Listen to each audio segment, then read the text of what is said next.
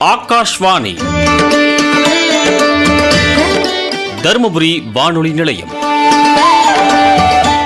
நேயர்கள் இனி கேட்கலாம் அருள் தரும் ஆலயங்கள் தொடர் நிகழ்ச்சி.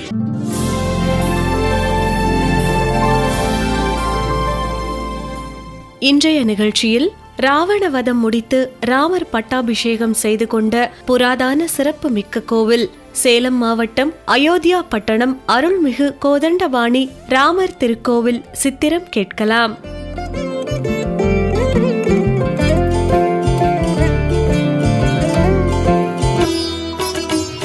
புராதான சிறப்போடு ஆர்ப்பாட்டம் இல்லாத அமைதியான அதே சமயம் கம்பீரமான தோரணையில் வீற்றிருக்கிறது அயோத்தியா பட்டணம் கோதண்டபாணி ராமர் கோவில். ராமர் காலடிப்பட்டதால் அயோத்தியா பட்டணம் என்ற பெயரை இந்த இடம் பெற்றது. இங்குள்ள ஒவ்வொரு கல்லும் கவி பாடுகின்றன. கலைநுட்ப வேலைப்பாடுகள் மிக்க தூண்களை தட்டினால் பல்வேறு இசை ஒலிகள் எழுந்து மனதை மயக்குகின்றன. தாரமங்கலம் கைலாசநாதர் பெருமாள் கோவில், திருச்செங்கோடு முருகர் கோவில், மதுரை திருமலை நாயக்கர் மகால் ஆகியவற்றுடன் இந்த கோவிலும் ஒரே காலத்தில் திருமலை நாயக்கரால் கட்டப்பட்டது என்ற வரலாறும் இருக்கிறது.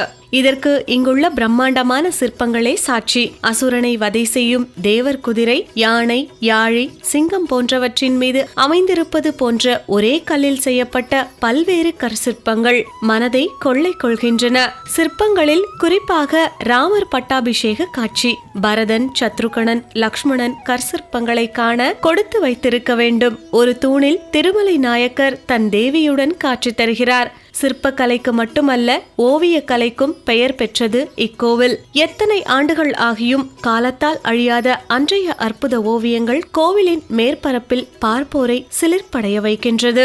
இப்படி கோவிலை பற்றி கூறினால் கூறிக்கொண்டே போகலாம். மேலும் இதன் சிறப்புகளை நம்மிடையே பகிர்ந்து கொள்கிறார் திருக்கோவில் பட்டாச்சாரியார் சுரேஷ் அவர்கள். அருள்மிகு கோதண்ட ராமசாமி திருக்கோவில் அயோத்தியா பட்டணம் கிராமத்தில் 5000 வருடத்துக்கு முன்னாடி பரத்வாஜ முனிவருடைய ஆசிரமத்தில் ராமர் குடி சேர்ந்து சேலத்தில் அருகில் 12 கிலோமீட்டர் அருகில் 68 ஏக்கர் பரப்பளவில் வாழை இலை தோட்டமாக இருந்த இடத்தில் ராமர் குடியிருந்தார்.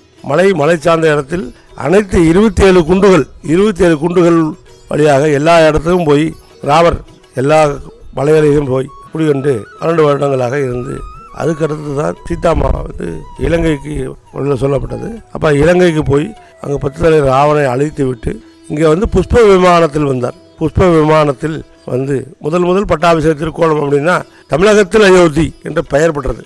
இங்கு 2000 வருடங்களுக்கு முன்னாக கோவில் கட்டின திருமலை நாயக்கருங்கிறது மண்டபத்தை கட்டினார். ஆனால் மூலஸ்தானத்தை கட்டினது அதிகமான். அவர் தொப்பூர் வழியாக வர முடியல. அப்போ அரூர் வழியாக தெங்கரை கோட்டையில கல்யாண ராமராகவும் இங்கு அயோத்தியா பட்டணத்தில் பட்டாபிஷேக ராமராகவும் எப்படி உட்கார்ந்துருக்காருன்னா கால் மேல் கால் போட்டு உட்கார்ந்த திருக்கோலம், மகாலட்சுமியாக உட்கார்ந்து திருக்கோலம், திருப்பதியில நின்ற திருக்கோலம், ஸ்ரீரங்கத்துல சயன திருக்கோலம், இங்கு அமர்ந்த திருக்கோலத்துல செங்கோலோட அதே மாதிரி சீதாமாவும் கால் மேல் கால் போட்டு உட்கார்ந்து பட்டாபிஷேக திருக்கோலத்தை உட்கார்ந்துருக்கா. இங்கே லட்சுமணர் உடைவாளி ஏந்த, இந்த பக்கம் பரதன் கொடை சாத்த, இந்த பக்கம் சத்ருகுண வெண்சாமரம் வீச, இப்ப ஆஞ்சநேயர் சேவை சாத்திட்டு இருக்க, சுக்ரீவன் அங்கதான் சேவிச்சுட்டு இருக்கா. இந்த இடத்துல என்ன வேணும்னு கேட்டாலும் கொடுப்பார். அறம், பொருள், இன்பம், வீடு அனைத்தும் கொடுக்கறதுக்கு ரெடியா இருக்கார். 2000 வருஷத்துக்கு முன்னாடியே 2ஆம் நூற்றாண்டுல உள்ள மூலத்தாரத்தை கட்டினது. அது இருந்து செவிவெளி செய்தியா இருக்கு. ஆனா யார் செஞ்சாங்க அப்படிங்கிறது உள்ள கல்வெட்டுலாம் இல்லை. ஆனா மதுரையை ஆண்ட திருமலை நாயக்கர் இங்க மண்டபத்தை கட்டியிருக்காரு. அந்த மண்டபத்துல தேர்காட்சியா இருக்கு. இந்த தேர்காட்சியா இருக்குன்னா 28 தூண்களாக 16 செல்வங்களுக்காகவும் 16 நல்ல குணங்களுக்காகவும் 16 தூண்கள் வெளியே, அதே மாதிரி உள்ள மாதங்கள் 12, நட்சத்திரங்கள் 12, ராசிகள் 12 கட்டத்துக்கு 12 பேராக உட்கார்ந்துருக்காங்க மண்டபத்துல. மூல மண்டபம் சொல்ற மாதிரி அர்த்த மண்டபம் இல்லாம இது மகா மண்டபம். அந்த மண்டபத்துல தான் கல்யாணம் நடக்குது, உற்சவம் நடக்குது. அதுல ஒவ்வொரு தூண்களும் ஒவ்வொரு கதையை சொல்லும். ஒரே தூண்களில் 9 அவதாரங்கள் இருக்கு. இசை தூண்கள் அது எல்லா பக்கமும் 8 பக்கமும் 9 பக்கமும் இசை தூண்கள். அப்ப எல்லாமே தத்துவமாக ஆகவே விதிப்படி கட்டப்பட்டது. உள்ள வரும்போது முன்னாடி பாத்தீங்கன்னாவே இந்த பக்கம் ஆஞ்சநேயர் இருப்பாரு, இந்த பக்கம் விநாயகர் இருப்பாரு. இது எதுக்காக வச்சிருக்காங்க அப்படின்னா நவகிரகங்களை வென்றது. இவங்க தான் நவகிரகங்களை வென்றவங்க. அப்ப 5 நிலை கோபுரம். அந்த 5 நிலை கோபுரத்துல சுவாமி எப்படி இருந்தாருன்னா விஸ்வரூப தரிசனத்தை காமிக்காரு. 10 தலை 10 கை ஆயுதங்கள் இல்லாம அப்ப கால் மேல் கால் போட்டு உட்கார்ந்துருக்காரு. அது வந்து இங்க 5 நிலை கோபுரத்துல தான் 2ஆம் நிலையில இருக்காரு. அப்ப அங்க உள்ள வரும் பொழுது நேரம் உள்ள வந்த உடனே ராமருடைய பாதம், அந்த பாதத்தை நமஸ்காரம் பண்ணி முடிச்சு அதுக்கப்புறம் பாத்தீங்கன்னா பலிபீடம், அந்த பலிபீடத்தை நமஸ்காரம் பண்ணி முடிச்ச பிறகு அதாவது சாஸ்தாகம் உணர்ந்து சேவிக்கணும். இப்ப சாஸ்தாகம் உணர்ந்து சேவிக்கும் பொழுதுதான் அந்த தோஷங்கள் நிவர்த்தி ஆகும். எந்த இருந்தாலும் பெருமாளோட பாதத்தை நமஸ்காரம் பண்றோம். அதே மாதிரி இதுல வந்து கொடிமரம் 2013 தான் அந்த கொடிமரமே கொடுத்துருக்காங்க. அந்த 2013 கும்பாபிஷேகம் பண்ணி எல்லாமே சிறப்பான பண்ணி தேர் வச்சு 2 வருஷம் ஆயிடுச்சு. இங்க வந்து பாத்தீங்கன்னா கருடன் எடுத்த உடனே கருடன் வந்து சேவிச்சுட்டு அதுக்கப்புறம் பாத்தீங்கன்னா சக்கர தல்வார் வலது பக்கம், அவருடைய வலது பக்கத்துல சக்கரத்தாழ்வார் சன்னதி, அதை பாத்தீங்கன்னா நரசிம்மர் பின்னாடி இருக்காரு.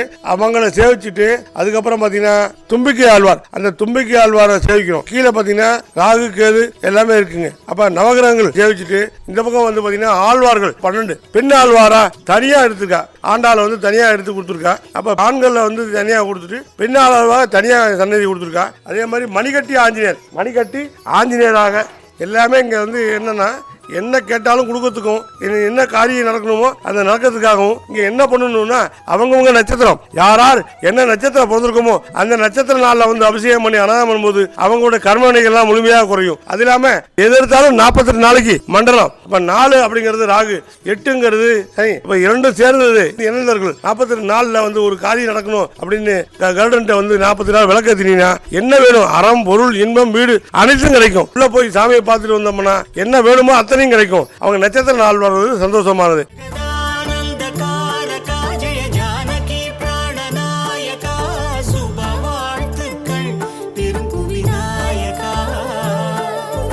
மங்களராகமும் நீயாக யுக தர்மத்தின் வடிவமும் நீயாக எம் ஜீவனமே இனி ராமனின் சொல் காக்க.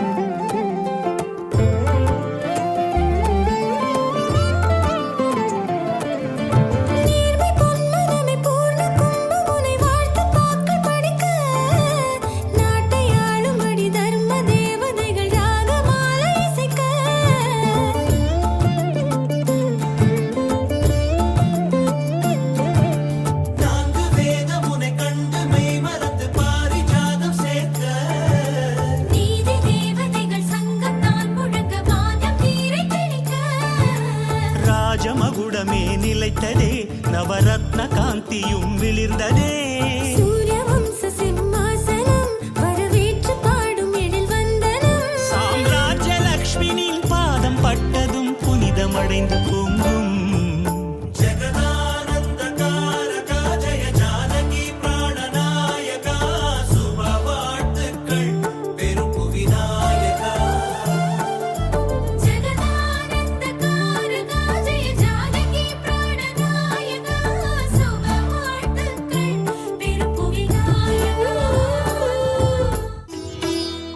பெருமாளுக்கு உண்டானது புரட்டாசி, பெருமாளுக்கு உகந்த மாதங்கள் புரட்டாசி. அதனால ஒவ்வொரு புரட்டாசி சனிக்கிழமைகளும் அனைத்து ஊர் மக்கள் வருவாங்க. அதனால அதிகாலை 5 மணிலிருந்து 6 மணிக்குள்ள அபிஷேக ஆராதனைகள் பண்ணி ஹோமங்கள் பண்ணி அதுக்கப்புறம் திருக்கோடி ஏற்றி அதுக்கப்புறம் அன்னதானம். அது 8 மணிலிருந்து இரவு முடிஞ்ச அளவுக்கு 5, 6 மணி 7 மணி வரைக்கும் அன்னதானம் பண்ணுவோம். 4 மணிக்கெல்லாம் சாமி புறப்பாடு, வெளி புறப்பாடுல எல்லா சாமியும் எல்லா இடத்துக்கும் போய் புறப்பாடு பண்ணிட்டு 8 மணிக்கு வந்துடும் திரும்பியும். அப்போ ஒவ்வொரு சனிக்கிழமையும் அன்னதானங்கள். அதே மாதிரி புரட்டாசியில அவங்கவுங்க நட்சத்திர நாளை வந்து அபிஷேகம் பண்ணுங்கன்னு சொல்றோம் இல்லையா, அப்போ 30 நாளுமே அபிஷேகம் நடக்கும். நடக்கும். அப்போ புரட்டாசிகளை 30 நாளுமே சிறப்பாக போட்டு அன்னதானங்கள் பண்ணி திருக்கோடி ஏற்றி சிறப்பாக பண்ணுவோம். முக்கியமானது என்னன்னா ராமருக்கு வந்து திருமண நாள். அப்ப ஸ்ரீராமநவமி, அந்த ஸ்ரீராமநவமியும் சித்ரா பௌர்ணமி அன்னைக்கு தான் தேர்.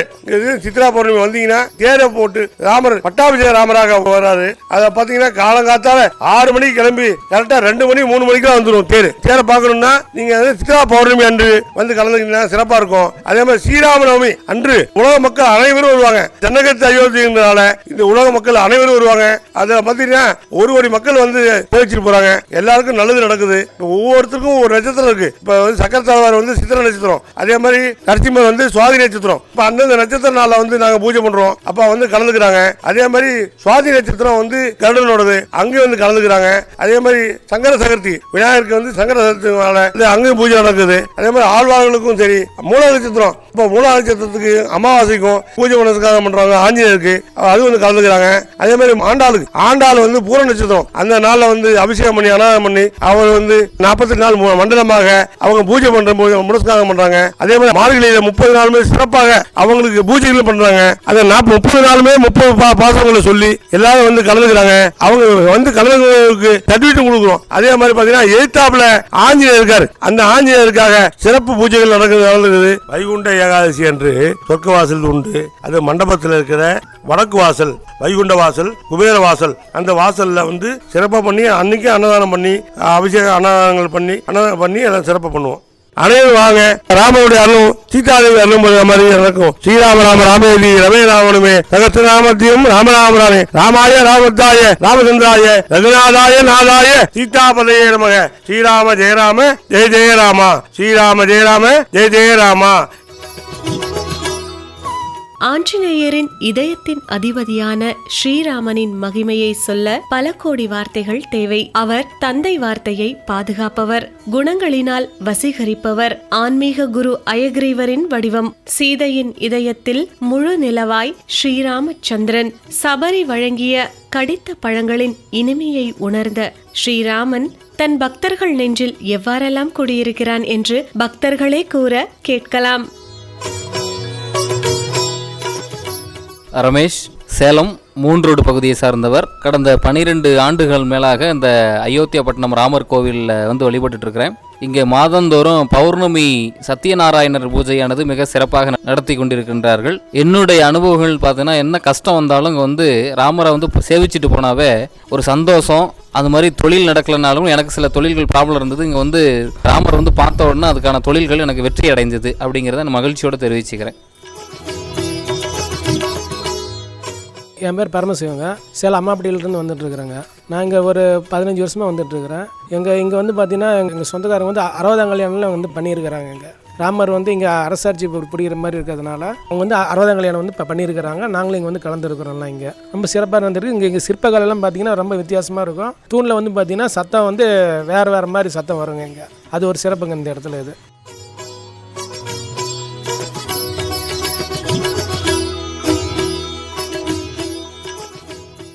ஸ்ரீராம ஜெயராம ஜெய ஜெயராமா. என்னோட பேர் ராகவன், அரூர். நம்ம வீட்டில் எப்படியாப்பட்ட கஷ்டம் இருந்தாலும் இந்த ராமர்கிட்ட வந்தாலே கஷ்டங்களாம் நிவர்த்தி ஆகும். அவரை பார்த்தாலே, அவரோட திருமுகத்தை பார்த்துட்டாலே கஷ்டங்கள் எல்லாமே நிவர்த்தி ஆகும். அவ்வளோ ஒரு பவர்ஃபுல்லான ராமர். அதே மாதிரி நம்ம வீட்டில் கூட ஒற்றுமைனா கூட இங்கே வந்து இவரை சேவிச்சாலே அண்ணன் தம்பி ஒற்றுமை, அதே மாதிரி குடும்ப ஒற்றுமை எல்லாமே வந்து பார்த்திங்கன்னா நிறைய பேருக்கு நல்லது நடந்திருக்கு. அனைவரும் வந்து இந்த ராமரை வந்து சேவிங்க. ரொம்ப விசேஷமான ராமர், சக்தி வாய்ந்த ராமர், வந்து சேவிச்சுக்கலாம்.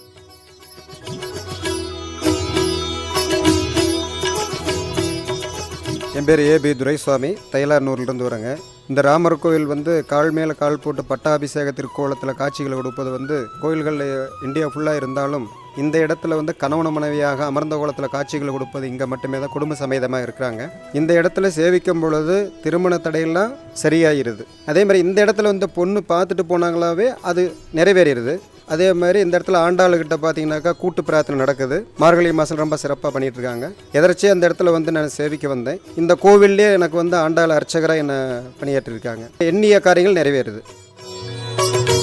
என்னுடைய பேர் திருப்பதி. நான் தைலானூர் கிராமத்தில் இருந்து வந்து கொண்டிருக்கிறேன். 25 வருஷம் அளவில் வந்துட்டு இருக்கிறேன் கோயிலுக்கு. நல்லா சிறப்பான இருக்குது. பிரார்த்தனை நிறைவேறுது.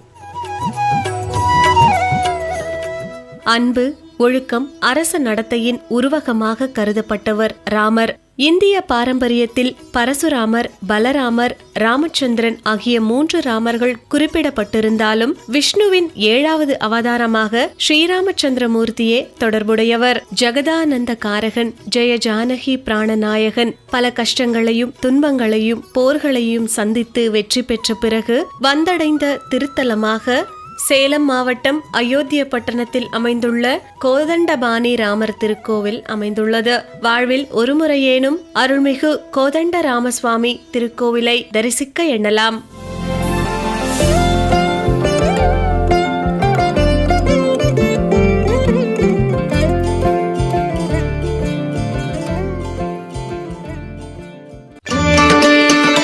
நேயர்கள் இதுவரை கேட்டது அருள் தரும் ஆலயங்கள் தொடர் நிகழ்ச்சி.